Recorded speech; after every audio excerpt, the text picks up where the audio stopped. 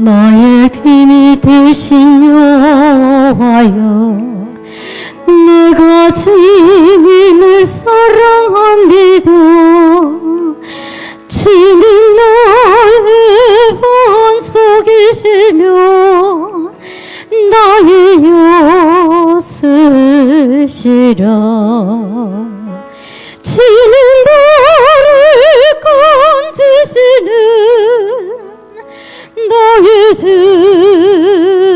나의 하나님, 나의 피날 보이시오 나의 방패시라. 나의 하나님, 나의 하나님, 구원의 필이시오 나의 산성이라. 나의 하나님, 나의 하나님, 그는 나의 여호와, 나의 구세주.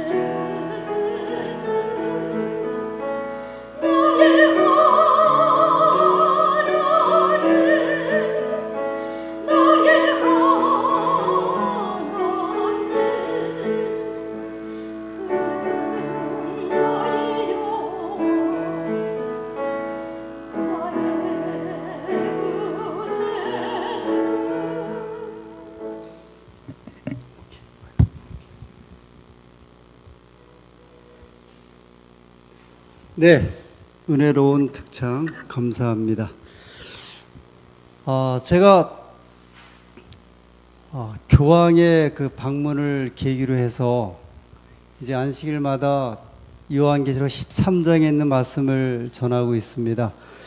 오늘과 이제 내일까지 전하게 되면 그 중요한 부분들을 다 전하게 됩니다. 오늘은 그 제목이 교황권은 자신들을 어떻게 생각을 하나, 이런 내용입니다. 어제 말씀을 시작하기 전에요, 제가 이제 자세하게 이렇게 말씀을 드리진 않았지만, 그 교황의 그 방안을 계기로 해서 그 성경에 예언된 내용들을 이제 소개를 좀 드렸는데, 잘 들으셨습니까? 우리 안식일 교인들은요, 이게 똑똑하지 않으면 이 성경 이해하기 참 어려운 교회예요. 실제로 그래요. 이게 불교는 나무아비탑을 그러면 다 끝난대요. 그 다음에 순복음교회는 믿습니다, 뭐 그걸로 끝난다고 하는데, 이 안식일 교회는요, 이 지적인 어떤 관심이나 이렇게 지식이 좀 동반되지 않으면 참 이해하기 어려운 그 내용들을 저희가 전하고 있어요. 저도 사실 이제 한 20일째 이 주제를 가지고 하여튼 아침부터 저녁까지 뭐 이렇게 신문을 봐도 뭐 밥을 먹어도 이렇게 늘 이제 이 생각 속에 이렇게 잠기고 있어서 한편으로는 굉장히 좀 이렇게 힘이 드는 그런 이제 양상이 좀 있거든요. 근데 이제 이 말씀을 들으시는 교우님들은 얼마나 또 어렵겠어요. 이 내용이. 그래서 이 안식일 교회는 설교라기보다도 설교는 설교대 강의에 가까운 설교 쪽으로 이제 제가 이렇게 분석을 좀 하거든요. 왜 그러냐면 우리 교회가 가지고 있는 기별 자체가 이게 좀 강의에 가깝게 내용이 전달돼야 하기 때문에 일반 개신교회에서 이제 기대하는 그 설교 스타일과 좀 이렇게 다른 면이 있다고 생각이 듭니다. 이해 많이 하셨어요, 백 집사님? 제가 다니엘서라든지 요한계시록 전체는 아니지만 이제 한쪽을 택해서 말씀을 좀 드렸는데, 이미 저희 교회 재림교인으로 신앙생활 하신 분들은 제가 전해드린 말씀들이 어떤 내용이신지는 이미 다 알고 계시고, 사경회를 통해 숱하게 배우셨고, 예전에 유행했던 예언전도회를 통해서 아주 감동 있게 들었던 그 말씀들이에요. 특별히 이제 교황 방한을 계기로 해서 이 주제를 다시 한번 이렇게 좀 보고 있는데, 오늘 내일에 걸쳐서 이제 말씀을 드리고, 일단 이 주제는 마치려고 합니다. 좀 힘드셨을 터인데 오늘도 좀 이렇게 같이 따라오시고 또 이 말씀 속에서 하나님께서 우리에게 주시는 이 시대를 위한 기별을 또 함께 이해하시는 시간 되셨으면 좋겠습니다. 오늘 제목은 또 이야기의 이제 시작점은 여기 있는 제목처럼 가톨릭 교회는 자기 자신들에 대해서 어떻게 생각하냐는 거예요. 예를 들면 제7일 안식일 예수 재림교인들은 우리는 그렇게 얘기를 해요. 하나님께서 성경에 말씀하신 남은 교회다. 요한계시록 12장 17절에 하나님의 계명과 예수의 증거를 가진 백성이다. 우리 그렇게 이야기하잖아요. 제7일 안식일 예수 재림교회는 사도 시대부터 지금까지 끊어지지 않고 이어지는 하나님의 남은 교회의 한 교회다. 그래서 요한계시록 14장에 나오는 세 천사의 기별을 예수님 오실 때까지 전하는 사명을 가진 교회다. 우리 그렇게 이야기하죠. 우리가 우리 교회의 신원에 대해서 당신네 제7일 안식일 예수 재림교회는 무슨 교회입니까? 그런 이야기를 하면 우리는 그렇게 얘기를 해요. 요한계시록 10장에 나오는 다시 예언하는 교회. 하나님께서 이 마지막 교회를 통해서 우리에게 이 세상을 향해서 다시 예언하라고 하는 그 신원이 성경에 있는 교회라고 이야기를 해요. 그러면 그 거대한 이 가톨릭 교회는 교황이 저렇게까지 세상을 다니면서 그의 믿음을 전파하고 그 다음에 세상에 우두머리로 이렇게 나서고 있는데,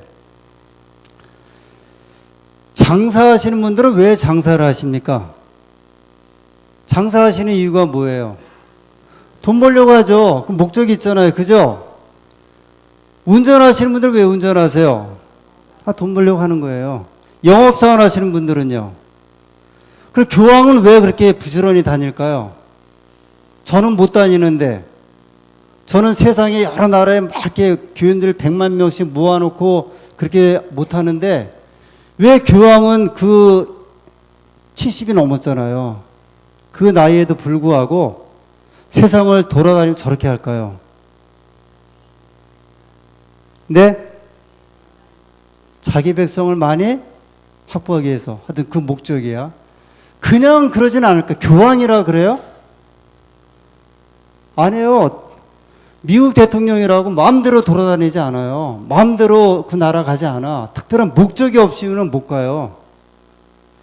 저 북한하고 중국이 얼마나 가까워요. 혈맹인데도 시진핑 주석이 안 가잖아. 다 이해관계 때문에 안 가는 거잖아요. 교황이 그냥 다니는 게 아니에요. 교황이. 만약에 장사하는 분은 장사 목적 가지고 돈을 벌기 위해 간다고 하면 교황도 목적이 분명히 있어요. 그럼 가톨릭 교회는 자기 자신들이 하는 일에 대해서 또 어떻게 생각하냐 말이에요. 그게 이제 오늘 우리가 하나님 여러 이제 그 역사적 사실들 또 이걸 통해서 함께 좀 찾아보도록 하겠습니다. 제가 이제 설명드린 내용들입니다.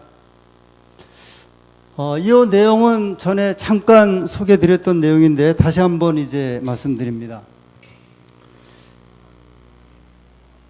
이 지도는 사도 바울의 전도 여행에 관련된 지도인데 여기는 이제 예루살렘이에요. 좀 보이세요? 이스라엘 땅, 예루살렘, 지중해, 이탈리아는 여기 있고요. 소아시아 지방이라고 하고 지금은 이제 터키 이쪽이, 그 다음에 여기는 그리스, 이쪽으로 이제 불가리아 이렇게 해갖고 동굴아파가 쭉 올라갑니다.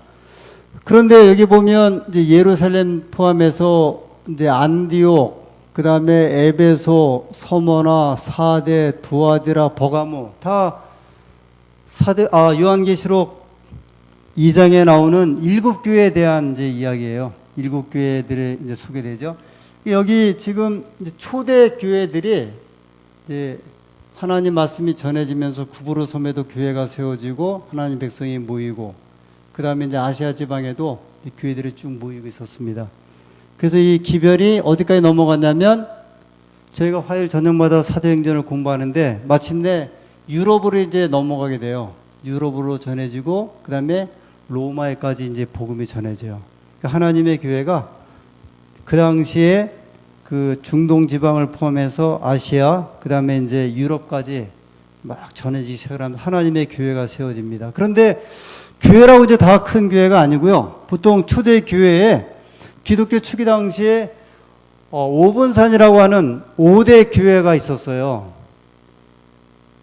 예루살렘이 있었고요. 예루살렘. 그 다음에 안디옥 교회가 두 번째로 이제 큰 교회였고, 그 다음에 여기는 이제 이름이 안 나오지만 알렉산드리아 교회가 아주 유명한 교회였습니다. 알렉산드리아는 지금 이집트 저 끝에 있는 저 지중해를 연한 그 지역인데요. 알렉산드리아 교회. 그 다음에 여기 비잔틴으로 되어 있는 콘스탄티노플 교회. 콘스탄티노플 교회. 원래 그 이름은 비잔티움이었는데요. 로마 수도를 저 로마에서 어디로 옮겼냐면 이 비잔티움으로 옮기면서 그 옮긴 그 황제가 콘스탄틴 황제예요. 그래서 콘스탄틴 황제의 도시라 그래서 콘스탄티노플로 바뀌었고요. 지금은 이제 이스탄불이에요. 그런데 이 콘스탄틴 교회가 콘스탄티노플 교회가 또 유명한 교회 중에 한 교회였어요. 오본산 가운데 한 교회였어요. 그 다음에 한 교회가 어디였냐면 로마 교회였습니다. 제가 이제 그런 설명드렸죠. 우리나라에 그 절들이 굉장히 많은데, 그러나 그 중에서도 조계사, 그 다음에 뭐 저 설악산에 있는 신흥사, 전라도 쪽에 있는 뭐 운주사, 그 다음에 저 경상도 쪽에 있는 해인사, 뭐 범어사, 이런 절들이 우리나라 절 가운데 이제 그 상위급에 들어가는 교회, 그 절들이죠. 절의 규모라든지 역사 이런 걸 가지고.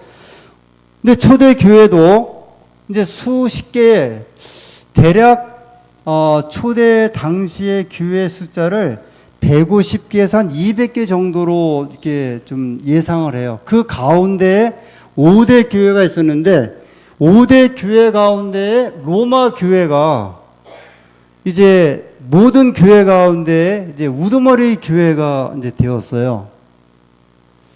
로마 교회가 중심 교회가 되는데 첫 번째 이유는 사도 바울과 베드로의 순교지라고 하는 이제 이점이 있었고요. 그 다음에 지리적인 이점은 로마 제국의 수도가 로마잖아요. 근데 거기에 뭐가 있어요? 로마 교회가 있었어요. 뭐 우리나라 수도가 서울이가 서울에 있는 그 절이 조계사가 이제 서울에 있으면서 그 다음에 그 상징적인 의미에서 이제 가장 한국의 절을 대표하는 교회로 소개하게 되었죠. 그런 식으로 로마 교회는 로마 제국의 수도에 있었거든요. 서기 313년에 이 콘스탄틴 황제가 기독교 공인을 해요. 힘이 커집니다. 서기 330년에 로마 제국의 수도를 콘스탄티노플로 옮기면서, 그러니까 비잔티움으로 옮기면서 이 정치적인 공백이 로마 이제 수도에 있었는데 그 공백을 누가 채우냐면 로마 교회가 이제 채우게 돼요. 그 당시에. 그러다가 서기 533년에 로마 황제 유스티니안 황제가 로마 교회 감독, 지금으로 말하면 이제 교황이에요. 교황을 전 세계 교회의 머리로 이렇게 선언을 하게 돼요. 그러면서 이 가톨릭 교회, 이 로마 교회의 교리와 반대되는 세 나라를 갖다 이제 정복을 합니다. 로마 황제가. 그게 어디예요? 헤룰리, 반달, 동구트. 다니엘서 7장에 보면 로마 제국이 무서운 짐승이 올라오면서 뿔이 10개죠. 10개인데 그 중에 작은 뿔 하나가 올라오더니 새 뿔을 뿌리 뽑았다 그랬죠. 그게 이제 이 사건 성취에 대한 예언이에요. 그러면서 로마 교회가요, 아주 이게 급부상을 해갖고 쭉 이 중세 이렇게 시작되는 시기에 올라오기 시작을 하다가 서기 538년부터 1798년까지 성경에 예언된 한때, 두때, 반때, 이제 3년 반이죠. 또는 42달. 하나님께서는 이게 워낙 중요한 예언 기간이니까 세 번에 걸쳐서 각각 기간을 달리 말을 해줘요. 1260일, 한때, 두때, 반때, 3년 반, 또는 42달, 다 같은 기간이에요. 그 기간 동안에 이 교회가 하나님 백성을 핍박하겠다는 예언을 이제 하게 됩니다. 그러면서 이제 서기 538년에요. 이 가톨릭 교회가 이 종교권뿐만이 아니라 정치적인 권력까지 이제 다 지배를 해서 요 1260년 동안에 황제도 누가 세웠냐면 교황이 세워야 됐고요. 황제가 교황의 말을 듣지 않으면 폐위를 시켰어요. 한번 생각을 해보세요. 우리나라에 대통령이 있는데 예를 들어 우리 이제 뭐 불교의 그 조계종의 총무원장이 이제 세력을 발휘해갖고 대통령을 세운다고 한번 생각을 해보세요. 이게 상상이 안 되잖아요. 근데 이제 이런 일이 이제 벌어진 거예요. 그러면서 교황이 이제 모든 이제 그 유럽을 지배하면서 교회 이름을 로마 가톨릭 교회로 공식으로 이제 졌어요. 이 가톨릭이라고 하는 말은 이 보편적이다, 또 우주적이다 그런 의미를 가지고 있어요. 그래서 우리 로마 교회는 어떤 교회냐면 아주 우주적인 교회이기도 하고 보편적이면서 모든 교회의 이제 중심이 된다는 그런 뜻을 이제 가지고 있습니다. 중국이란 나라를 왜 중국 사람들이 졌는지 아세요? 혹시? 중국. 중자가 무슨 중자예요? 가운데 중이라 그래서요. 세상의 중심이라 그래서 중국이에요. 다 이제 의미를 가지고 있어요. 그런데 가톨릭 교회란 이름을 가져온 이유는 뭐냐면 이제 우리 교회는 일반 모든 교회 가운데 한 교회가 아니라 모든 교회의 중심지 되는 교회가 된다 그래서 로마 가톨릭 교회로 이름을 지으면서 성경에 예언된 이 중세 그 암흑기 1260년에 대한 기간을 이제 끌고 나가요. 뭐 이 부인할 길이 없죠. 계속 끌고 나갔어요. 그래서 이 스탠리라고 하는 일반 역사학자입니다. 역사학자가 그 역사라고 하는 책, 히스토리라고 하는 책 40쪽에 그 당시에 이제 그 어떤 형편이었는지를 소개한 거예요. 교황이 로마 황제가 가졌던 권력과 명성, 이교의 명칭들을 물려받음으로써 공석이 된 로마 황제의 자리를 차지했다 그랬어요. 그러면서 교황권은 몰락한 로마 제국의 무덤 위에 왕관을 쓰고 앉아있는 로마의 유령이다 그랬어요. 로마 제국이 이제 급속도로 이제 이렇게 그 몰락을 하거든요. 로마 제국의 권위는 이제 다 무너졌고요. 그것을 대신 차지한 세력이 아주 공교롭게도 뭐 프랑스 왕국, 독일 왕국이 아니라 이 가톨릭 그 교회가 되어서 이제 유럽을 다 지배하는 그 장면을 소개한 겁니다. 교황권이 그동안 한 일들이 다니엘서에 예언된 대로 하나님의 법을 바꾸고 하나님을 대적하고 그 참남되게 한다 그랬죠. 이 지상에 있는 이제 하나님, 심지어는 하나님도 이 땅에 교황이 용서를 해주는 사람을 하나님 용서한다 또 그렇게 이야기를 했어요. 하나님께서도 이 지상에 있는 교황이 용서를 해야 누구도 용서를 할 수 있다? 이건 정말 이건 보통 이제 그 참남된 말이 아닌데 이제 아주 그런 말을 아주 자연스럽게 그렇게 회칙을 통해서 하기도 하고 또 자기들의 어떤 잡지를 통해서 발표를 하기 시작을 합니다. 하나님 백성을 핍박을 하죠. 1260년 동안.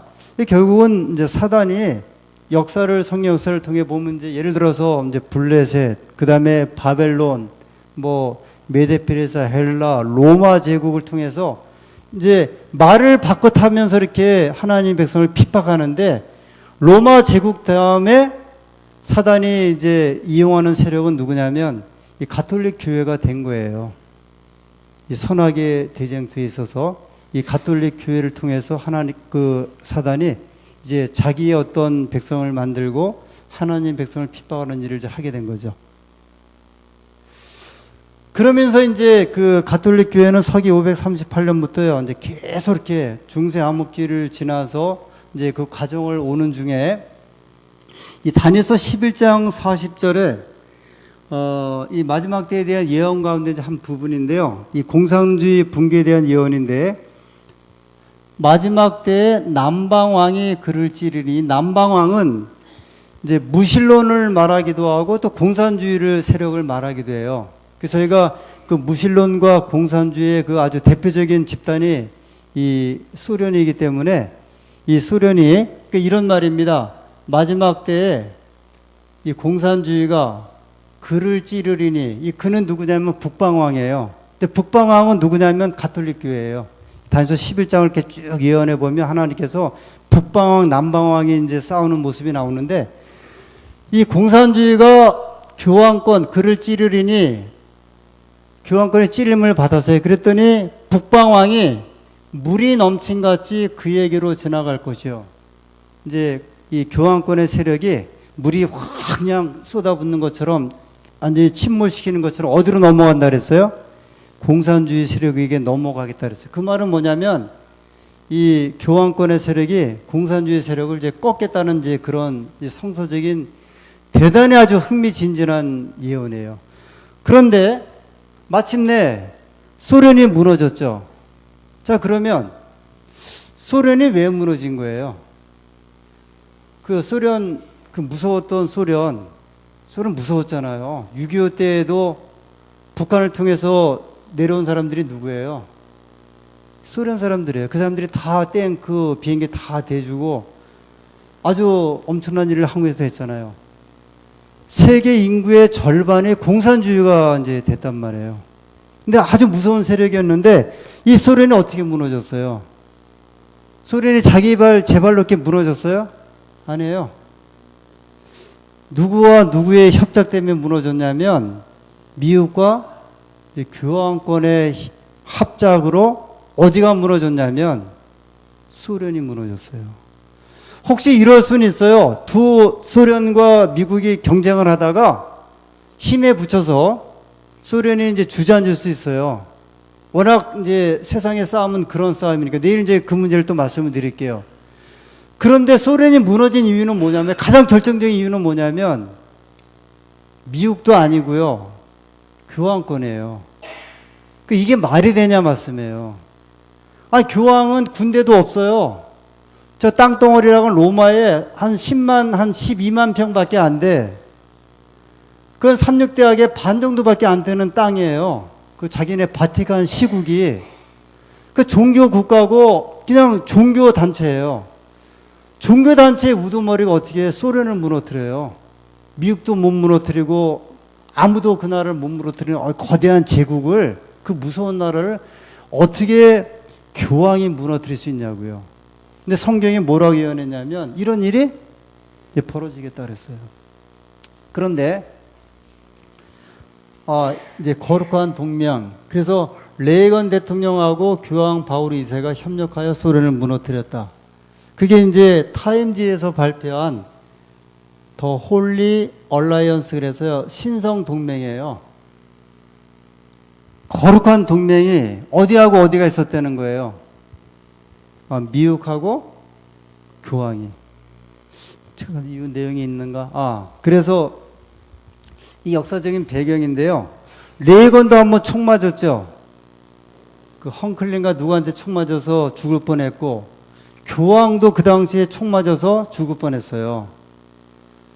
이 두 사람이, 이 레이건은 이제 그 기독교도고, 그 다음에 청교도 국가의 그 이제 우두머리고, 그 다음에 교황은 뭐 말할 수 없이 교회의 이제 우두머리니까, 이 두 사람은 어떤 일이 생기면, 일이 왜 생겼을까? 하나님의 뜻이 무엇일까? 그걸 생각을 하겠어요, 안 하겠어요? 하잖아요. 내가 배가 심하게만 아팠고 막 죽을 지경이 돼도 감기 심하게 걸려서 며칠 못 일어나면 하나님 믿는 사람들은 무슨 생각을 해요? 내가 뭐 잘못한 게 있을까? 아니면 내가 뭐가 좀 바르지 못했을까? 생각해 안 해요. 근데 교황과 레이건이요, 공교롭게도 암살 사건을 겪으면서 자기들에게 일어난 일이 무엇인지에 대해서 깊이 생각을 했다 그랬어요. 그러면서 이 교황은 이제 무슨 생각을 했냐면, 무엇인가 하나님의 뜻이 있겠다. 근데 그 당시에 요한 바오로 2세가 폴란드 사람이에요. 지금 교황은 아르헨티나 사람이잖아요. 근데 폴란드는 그 당시에 소련의 위성 국가예요. 그 동굴아파야 공산주의 국가였단 말이에요. 공산주의 체제를 받았고, 그래서 자기 나라가 원래 그 가톨릭 국가였는데 소련에 의해서 침공을 받으면서 이 종교가 다 말살됐고, 그래서 교황이 생각하기를 어떤 기회가 가졌냐면, 폴란드에 그 유명한 이제 자유노조가 있어요. 그 아시는 대로 바엔사, 그 자유노조가 이제 어떤 자유노조냐면 그 배 만드는 그 자유노조거든요. 그래서 교황이 저 자기 고국 폴란드를 찾아가서 그 다음에 거기를 민주화시키는 일을 했으면 좋겠다 그래갖고 여기를 이제 방문을 하게 돼요. 방문을 하면서 결국은 노조가, 자유노조가 만들어지고 바엔사가 노조 지도자가 되고서 그 다음에 이제 그 유명한 자유노조 그 혁명이 일어나면서 폴란드가 이제 공산주의를 포기를 해요. 폴란드가 이제 무너지니까 어디가 옆에 또 이제 난리가 났냐면 헝가리가 난리가 났고, 옆에 있는 주변의 동굴아파들이 다 이제 소동이 막 그 소위 그 혁명이 일어나고, 그 다음에 데모가 일어나면서 공산주의를 하나씩 막 포기를 하기 시작을 했어요. 그러다가 어디까지 이제 연합이 돼요? 독일과 그 다음에 독일의 동독과 서도, 그런 이제 사태가 벌어지면서 결국은 소련도 이제 붕괴하게 돼요. 근데 교황의 한 측근 추기경이 이제 이렇게 이야기를 했는데, 나중에 이처럼 빠르게 예정표대로 붕괴될 줄은 아무도 믿지 않았다. 원래 예정을 했어요. 그래서 레이건하고 미국 대통령하고 교황이 우리가 힘을 합쳐서 저 공산주의를 무너뜨리자. 이제 그 가운데 누가 앞장을 서게 되냐면, 왜냐면 이제 미국이 앞장설 수 없는 얘기는 전쟁을 해야 되거든요. 전쟁을 하면 사실 다 망하는 거니까 종교적인 힘을 이용을 해서 그 교황이 폴란드를 방문해 갖고 이 일이 벌어졌어요. 그런데 이 일을 추진했던 사람들조차도 이렇게 빨리 일이 이루어질 줄은 몰랐다. 제가 그 불가리아를 한번 간 적이 있어요. 이제 배낭을 메고 그래서 연합회를 찾아갔습니다. 우리 그 재림교 연합회에 가서 연합회 숙소에서 자고 그래서 한국에서 왔다고 하니까 그 불가리아 재림 방송국을 이제 소개해줘서 1시간 동안 이제 좀 대담을 한 적이 있어요. 근데 거기 책임자분이 무슨 이야기를 하냐면 불가리아도 이제 공산주의 국가로 아주 교회가 형편없었고 힘을 못 차지하고 이제 지냈는데 자기들도 전혀 예상하지 못했대요. 자기 조국이 불가리아가 이렇게 민주주의 국가가 될 줄은 전혀 준비를 못 해갖고 갑자기 됐고 그 다음에 한 3년 동안의 은혜의 기간이 있었다 그러대요. 그동안에 엄청나게 신자들이 늘어났다가 3년 정도 지나니까 이 복음의 문이 또 확 닫혀버렸대요. 그러니까 아무도 예상하지 못한 일이 이제 아주 급속하게 벌어진 겁니다. 그런데 제가 말씀드린 이 내용들은 추측을 한 게 아니라 나중에 이제 당사자들이 이제 발표를 했어요. 왜 러시아가 지금 이렇게 여기 한국까지 오시게 된지 아세요? 고르바초프의 페레스트로이카? 그 개혁. 다 그것 때문에 그런 거예요. 고르바초프가 대통령 되면서요. 제가 이제 종종 그러죠. 유명한 고시가 있다고. 그 바빌론 70년 포로 생활에 석방령 내린 사람이 고레 쓰고 공산주의 70년 그걸 이제 포기한 사람이 누구냐면 고르바초프인데 고르바초프는 어떤 사람은 감리교인이라 표현하고 어떤 사람은 동방정교회 교인이라 표현해요. 그 집안이에요. 그런 어떤 배경이 이 기독교적인 배경이 있던 분으로 이제 소개를 해요. 사실 고르바초프는요. 우리가 아는 대로 소련의 지도자들은 얼마나 무서운지 몰라. 또 고르바초프는 굉장히 이 사람은 유연한 사람이었어요. 또 고르바초프가 나중에 이제 쓴 거예요. 조선일보에 이제 나왔던 기사인데 그 제목이 뭐냐면 교황이 동구 역사를 바꿨다 그랬어요. 이건 뭐 우리 교회나 신학자들이 말하는 게 아니에요. 한 기사인데 지난 89년 12월 바티칸에서 교황 바오르 2세와 내가 만난 이후 이 사람들이 만났어요. 수년 동안 우리 사이에는 긴밀한 교신이 있었다. 이게 한번 생각을 해보세요. 교황하고 소련의 대통령하고 무슨 긴밀한 교신이 필요하겠어요. 야, 이게 그러면서 세계의 무대에 펼친 교황의 노력과 정치적인 그리고 여타의 것을 포함한 그의 엄청난 활동이 없었다면 지난 여러 해 동안 동유럽에서 일어난 모든 일들은 불가능했을 것이라고 말할 수 있었을 것이다. 이 소련의 대통령이 말이에요. 교황이 세계를 향해서 정치적으로 어떻게 일을 했는지 그의 노력이 없었다면 이렇게 되지 않았다 말할 정도니 이게 어떻게 된 거예요? 교황이 누구길래요? 이 교황이 간단한 인물이 아니에요. 저기 서기 538년부터 이제 지금까지 면면하게 이어진 사단이 말을 바꿔 타면서 하나님 백성과 하나님을 대적하는 세력의 우두머리예요. 성경은 이제 그 문제를 이렇게 아주 이렇게 분명하게 말씀을 했는데, 소련 대통령 고르바초프가 그렇게 말하잖아요. 자기하고 만난 이후로 아주 긴밀한 관계, 아마 형님 아우였는지도 몰라요. 그 다음에 교황의 조언을 들은 거예요. 어떤 식으로 하자. 어떤 식으로. 생각해 보세요. 이 거대한 제국이 그게 되겠어요? 우리나라 이런 땅덩어리 하나도 지금 문제 하나 해결 못해갖고 그냥 아주 난리 바가지인데 이게 지금 거대한 세력이 소련이라는 나라가 얼마나 무서운 나라예요. 우리나라 대한항공 격추시키는 거 보세요. 보통 무서운 나라, 그럼 마음대로 했던 나라거든요. 거기에 미국도 뭐 어떻게 할 수 없었고 한국은 말할 필요도 없고요. 근데 그런 나라의 대통령이 누구의 말을 무릎 꿇고 들어야 돼요. 성화라고 해야 돼요. 성화라고 해야 돼요. 인사를 그렇게 해야 되거든요. 근데 이런 일을 이제 한 거예요. 가톨릭은요, 자신들이 어떠한 존재인 걸 알고 있어요. 오늘 이제 좀 결론을 지으면요. 왜 아까 제가 교황이 왜 이렇게 그냥 이 나라 저 나라 방문해서 사람들을 만나고 그런 일을 할까? 교황은 자신들이 어떤 일을 하는지를 알겠어요.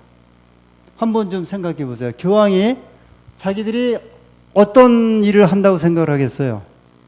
우리가 성경 예언에 비추어 보면요. 여기 소개한 대로 자신들의 사명이 세상을 어떻게 하는 거예요? 주도하는 것. 그냥 하나의 교회 우두머리가 아니고요. 자기들은 모든 온 지구의 우두머리가 된다고 하는 것을, 그것이 하나님이 주신 사명이라는 걸 알고 있어요. 예를 들어 아까 말씀드린 우리 안식일교인들은 우리 복음 가지고 전도하는 게 사명이잖아요. 그 땅끝까지. 그래서 안산 지역에 안산의 교회를 세운 이유가 뭐예요? 안산 지역 사람들을 복음화시키기 위해서. 교황의 사명은 뭐예요? 온 세계 사람들을 복음화시키는 거야. 그 일에 하나님께서 힘을 주셨다고 생각을 해요. 과거부터 그랬다는 거야. 과거 중세 기간 동안에도 우리에게 그런 사명을 주어서 했다고 하는 거예요. 근데 그것을 해보니까 됐어요, 안 됐어요? 됐어요. 이게 카톨릭의 밀사가 미국을 방문했어요. 유명한 말인데요. Listen to the Holy Father. 그래서 이 말은 뭐냐면, 교황의 말을 들으십시오. 이제 거룩한 아버지의 말을 들으십시오. 이제 이게 유명한 밀사가 대통령에게 한 이야기래요. 대통령을 만나서 바로 그런 문제예요. 교황이 주도하는 이 세 세계의 질서, 이 세계를 주도하는 것을 교황이 할 수밖에 없다. 당신네 기독교구가 알지 않느냐? 저희 가톨릭 교회에서는 다른 교회는 교회도 안 해요. 이제 뒤에 말씀드리지만 이 세상의 우두머리는 그러면 이슬람이 해야 되겠습니까? 유대인들이 해야 되겠습니까? 누가 해야 되겠습니까? 교황이 해야 되는데 그 일을 하는데 당신들이 도와야 되지 않습니까? 그리고 한 유명한 말이 뭐냐면 교황의 말을 들으십시오. 우리는 2000년에 이런 일에 대한 경험이 있습니다. 그렇게 이야기를 했다 그래요. 우리는 과거 2000년 동안 미국은 200년의 역사지만 우리는 2000년 동안 세계를 뭐한 사람들이라고요? 지배했고 지대했던 사람입니다. 아마 요 말라기 마틴의 이 피의 열쇠, 요거 한동안 우리 교인들이 김대선 목사님이 소개해서 이제 잘 아는데, 이 책을 말라기 마틴이라고는 예수의 신부, 그 가톨릭 그 신학교 교수가 이제 책을 하나, 굉장히 두꺼운 책이 한 700페이지 책을 이제 발행을 했는데요. 여기에 뭐라고 그랬냐면, 교황과 소련의 고르바초프와 서방 자본가들 사이의 쟁탈전이 될 것이다. 이 세상 싸움이요. 서방 자본가들은 이제 미국이에요. 교황하고 소련하고 미국이 이 세계의 주도를 위한 쟁탈전을 벌이게 될 것이다. 그 중에 서로 주도권을 잡기 위한 싸움이 될 것이다. 책 출간 1년 지나서요. 소련이 망하면서 이 책이 이제 알려지기 시작을 했대요. 이 사람이 예언을 했어요. 앞으로 세상은 소련과 교황과 미국 세 세력의 싸움인데 이 싸움 가운데 이제 이 세상이 전개될 것이다. 근데 그 중에 한 나라가 어떻게 됐어요? 소련이 망했어요. 이 책의 줄거리는 이렇습니다. 이 세상을 휘어잡아 통치하게 되는 슈퍼파워의 세력은 단 하나의 세력밖에 없다. 처음에는 세 세력이 주도권을 잡고자 하나 소련은 밀려나고 미국과 교황이 남는데 미국이 교황권의 우월한 세력을 인정하고 결국에 가서는 교황이 이 세상을 다스리는 유일한 강대국으로 등장하게 될 것이다. 이거 아주 대단한 이야기예요. 이 천주교의 신부가 전망을 한 거야. 과거 역사를 쭉 이야기하면서 세 세력이 싸우다가 하나는 망하고 둘이 남는데, 교황과 미국이 남는데 미국이 어디를 도와주게 될 것이다? 이제 교황을 도와주면서 교황이 강대, 이제 유일한 그런 강대국으로 남을 것이다. 그러면서 이거 하나만 더 볼게요. 이 피의 열쇠, 그 책 17페이지에 원하든 원하지 않든 우리 모두는 누가 세계를 지배하느냐의 권력 다툼에 휩싸이게 마련이다. 그것은 누가 우리들 개인이든 단체이든 지배하느냐의 싸움이다. 그것은 두말할 것도 없이 이 경쟁에서 승리하리라는 요한 바오로 2세의 뚜렷한 목적이 착착 진행 중이다. 착착 진행 중이다.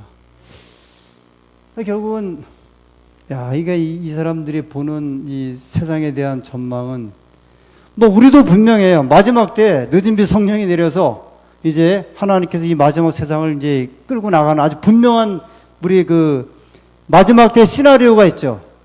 교황도 있는 거야. 가톨릭 교회도. 가톨릭 교회가 이제 이렇게 이걸 전망을 하면서 근데 여기에 누구든 해당 안 되는 사람이 없다. 이제 그렇게 이제 이야기를 합니다. 가톨릭이 변해요, 안 변해요?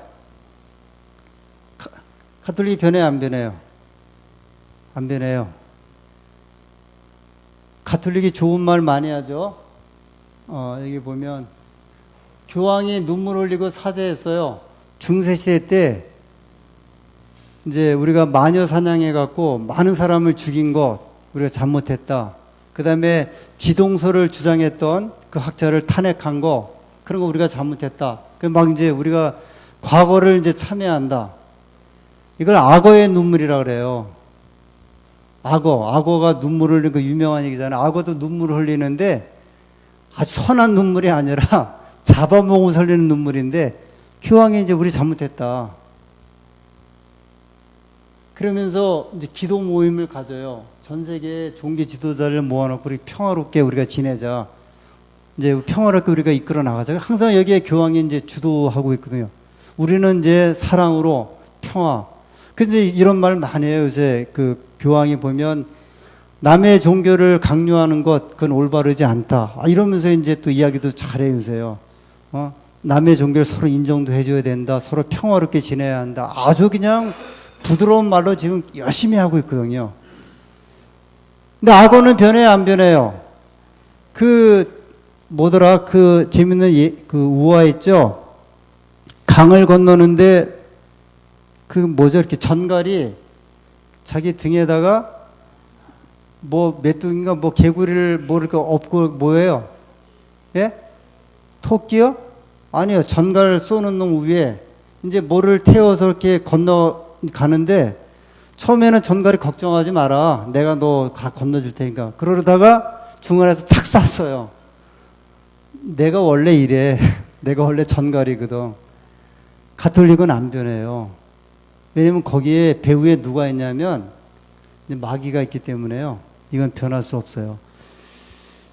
그래서 이제 교황이 가톨릭이 뭐라 그러냐면 진정한 교회다. 이것 때문에 개신교회가 반발하고 난리였죠. 이게 무슨 말이냐면요. 이 지상에 있는 교회는 가톨릭 교회는 다 우리가 인정 안 한다 그랬어요. 이전까지는요, 화해하자, 종교연합운동하자, 우리가 하나 되자 그랬는데, 교황은 뭐라 그랬냐면, 공식으로 가톨릭 교회 밖에는 없다 그랬어요. 그러니까 교황이 아무리 이렇게 선한 말을 해도 그거는 본질은 이제 안 바뀌는 거예요. 여기 보면은 이제 교황청이 발표했는데, 그리스도는 지구상에 오직 하나의 교회를 세웠고, 이는 가톨릭 교회로 존재한다. 그러니까 장로교회, 루터교회 다 소용없다는 거예요. 그거 소용없다. 다 우리한테로 들어와야지. 왜냐하면 그리스도께서 하나 교회밖에 없다. 어디요? 가톨릭 교회밖에 없다. 그리스 정교회는 교황의 권위를 인정하지 않아 결함이 있다. 그 사람들은 교황을 인정하지 않기 때문에 우리가 인정할 수 없는 교회다. 개신교는 교황의 존재를 시인하기를 개신교는 지금 거부하잖아요. 그 다음에 성찬식에 대한 견해를 달리하는 등 올바른 의미에서의 교회라고 볼 수 없다. 그러니까 아니라는 거야. 누구밖에는요? 가톨릭 교회밖에는. 그러므로 저희가 이제 제가 교황의 이제 방문을 계기로 해서 우리 시대에 이렇게 벌어지는 이제 아주 그 극적인 장면들을 이렇게 보고 있잖아요. 그죠? 뚜렷하게. 벌써 소련이 망하고 러시아에 있던 분들도 다 평화가 오고 이제 자유가 오고 이게 지금 우리가 몸으로 체험하는 세대에 지금 살고 있어요. 그러면서 교황은 8월 달에 우리나라를 방문해 갖고 얼마나 좋은 소리들을 많이 하고 그래서 지금 김재동이도 세례 받았다 그러대. 그래갖고 자기 세례명이 프란치스코래. 교황의 명처럼. 많은 사람들이 이제 교황을 옹호하고 교황이 우리나라의 모든 문제를 해결해 줄 것 같잖아. 기도를 받고 평화를 선포하고 교황을 만난 순간 뭐 영적인 체험을 했다 그러고 아버지가 오고 막 이게 정말 그냥 완전히 슈퍼스타가 된 거예요. 사실은 저는 이렇게 생각을 해요. 교황은 이 지상에 하나님이라는 표현을 했잖아요. 왜냐하면 지금 하나님처럼 대접받잖아요. 지금 대접받고 있잖아요. 굳이 뭐 하나님 이야기할 필요 없이 이미 교황 자체가 하나님처럼 또는 예수님처럼 이제 그래서 교황이 이렇게 만져주기만 하면 그냥 그 온 서름과 그런 게 다 풀려나가고 정말 위로가 되고 이제 그런 이 표현들을 하고 교황에 가는 것보다 이 세상의 모든 문제를 해결해요. 결국은 마지막 시나리오는 그런 것 같아요. 마지막 이 세상이 어떤 나라의 대통령도 손쓸 수 없는 상태가 되면 그 재난의 계절이 온다 그랬어요. 그러면 누가 그 문제를 수습하기에 나설 수밖에 없냐면 교황이 나서게 되고 교황이 자연스럽게 이 온 지구의 이제 지도자로 이 세상에 등장하게 될 것이라고 하는 이야기를 이제 하고 있는 겁니다. 그 이미 성경은 마지막으로 데살로니가 후서 2장 3절 4절에 이미 말씀하셨습니다. 누가 아무렇게 하여도 너희가 미혹하지 말라. 먼저 배도하는 일이 있고 저 불법의 사람 곧 멸망의 아들이 나타나기 전에는 불법의 사람 멸망의 아들이 누구예요? 교황이에요. 가톨릭 교회예요. 그들을 보통 우리가 적그리스도라고 하는데요. 적그리스도는 누구냐면 그리스도를 반대하는 게 적그리스도거든요. 안티크라이스트 그래요. 우리가 보통 이제 안티 그래요. 저 누구의 전지현의 안티, 나는 전지현의 안티 막 이렇게 그런 식으로 안티란 말을 많이 쓰는데 이게 적이란 뜻이에요. 적그리스도가 나타나겠다 그랬어요. 그런데 저는 대적하는 자라, 하나님을 대적하는 자라 그랬어요. 범사 일컫는 하나님이나 숭배함을 받는 자에 뛰어나 자존하여 자기 스스로 존경을 높여서 하나님 성전에 앉아 자기를 보여 뭐라 그래요? 하나님이라 하느니라. 이미 이야기를 했어요. 우리 자랑스러운 우리 재림 교인인데 저는요, 제가 이제 우리 안식일교회 목사를 하면서 일반 개신교회 목사와 다르게 아주 큰 복을 받은 게 하나 있다고 생각을 하는데 그것이 뭐냐면 다니엘서와 요한계시록을 안식일교회 목사들은 풀이할 수 있다는 거예요. 이거 보통 축복 아니에요. 우리가 이런 말을 하죠. 반은 우리가 먹고 들어간다 그러죠. 다니엘서와 요한계시록을 제대로 해석하는 그거를 우리가 아는 것은 성경을 해석하는데요. 반은 우리가 알고 들어가는 거예요. 마치 저 중국어 배울 때 한자를 알면요. 한국 사람들이 일본 사람들이 다른 나라 사람보다 유리한 게 뭐냐. 한자를 아니까 반은 알고 들어가요. 우리가요. 제칠 안식일 예수님께들이요. 어떤 면에서 요한계시록과 다니엘서를 이해한다고 하는 것은 성경의 나머지 부분을 예를 들면 지금 무슨 시대예요? 요한계시록 시대잖아요. 마지막 시대잖아요, 지금. 요한계시록 시대에 요한계시록을 모른다고 하는 사실은요. 일반 개신교에서는 거의 전무고요. 개신교회 목회자들도 잘 모른다고 솔직히 이야기를 해요. 우리 잘 모릅니다. 우리가 이 다니엘서와 요한계시록을 해석을 하고 하나님의 뜻을 이해할 수 있는 축복을 받는 것은 이건 보통 축복이 아니에요. 어떻게 보면 저희가 큰 소리 치는 이유, 이렇게 설교 때 이런 주제를 다룰 때 좀 목소리를 높일 수 있는 이 중에 한 가지가 하나님께서 이 다니엘서와 요한계시록을 가장 정확하게, 뭐 100%라고는 우리가 생각할 수 없지만 거의 근접하게 이해하면서 마지막 때 사건을 보는 이것을 볼 수 있는 기회를 주신 것에 인해서 감사를 드립니다. 우리 교우님들이 감사함 가지셔야 돼요. 그래서 성경을 다시 한번 이 예언 사건에 주목하실 필요가 있어요. 한번 좀 다시 한번 성경만 가지고 저희도 이해의 한계성이 있기 때문에 저 성경통신학교 다니엘서 요한계시록이 제일 제가 보기에는 우리가 무난하게 볼 수 있는 예언 해석책이에요. 성경통신학 그 책을 한번 요 부분 특히 13장에 관련된 부분만 한번 보시면서 하나님께서 기회를 주셔서 감사하니 이 감사함 가운데 또 하나님 뜻을 잘 분별하시고 하나님 백성답게 우리가 넉넉하게 살아가는 주의 백성들이 되기를 간절히 소원합니다. 마치겠습니다.